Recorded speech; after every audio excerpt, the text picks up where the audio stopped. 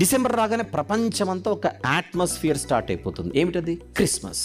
What is Christmas అని ఎవరైనా అడిగితే యేసుప్రభు పుట్టాడు కదండి, అందుకే క్రిస్మస్ పండుగ అంటారు.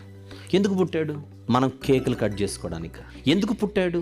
మనం కొత్త బట్టలు ధరించడానిక? ఎందుకు పుట్టాడు? మనం ఇంటిని డెకరేట్ చేసుకోవడానిక? ఎందుకు పుట్టాడు? That is the question. కోట్లకు మంది ఉన్నటువంటి ప్రపంచ క్రైస్తవ ప్రజలలో ఎందుకు పుట్టాడు అని అడిగితే ఆన్సర్ ఎంతమంది దగ్గర కరెక్ట్గా దొరుకుతుంది? చిన్నపిల్లల్ని అడుగుదాం, ఎందుకు పుట్టాడు అని అడిగితే చాక్లెట్లు వస్తాయి, మాకు ఆయన పుట్టాడు కనుక శాంటా క్లాస్ వచ్చి ఇస్తాడు. అంతవరకే నాలెడ్జ్. క్రిస్మస్ వస్తే టోపీలు పెట్టుకోవచ్చు, క్రిస్మస్ వస్తే శాంటా క్లాస్ వస్తాడు, క్రిస్మస్ వస్తే హ్యాపీ క్రిస్మస్ చెప్పొచ్చు, ఇంకా కొంతమందికి క్రిస్మస్ వస్తే హాలిడే వస్తుంది, ఇంతే. కానీ ఈరోజు నేను, మీరు, మనము కాదు, కానీ యేసుక్రీస్తు ప్రభువే ఆయన ఎందుకు పుట్టాడో లోకంలో చెబితే ఎలా ఉంటుందో బైబిల్నే అడుగుదాం.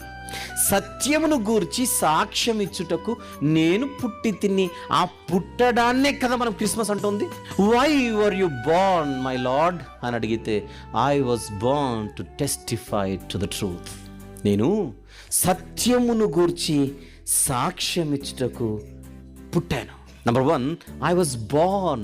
Number 2, I came to this world. And number 3, సత్య సంబంధి అయిన వాడు నా మాట వింటాడు. నా మాట వింటాడు. నా మాట వినేవాడే సత్య సంబంధి. వద్దు అనేటోడు ఎవరికా? ఆపోజిట్, అసత్య సంబంధి. సత్యం అంటే ఇష్టం లేనోడు, ఇంట్రెస్ట్ లేనోడు. అంటే ప్రపంచంలో 2 రకాల ప్రజలు ఉంటారన్నమాట. ఒకటి, యేసుప్రభు మాటలు వినడానికి ఇష్టపడేవారు ఒక గ్రూప్, మాకొద్దు అని రిజెక్ట్ చేసేవాళ్ళు రెండో గ్రూప్. ఇష్టపడి యేసుప్రభు మాటలు విందామా, తప్పదన్నట్టుగా విందామా, మన ఇష్టం.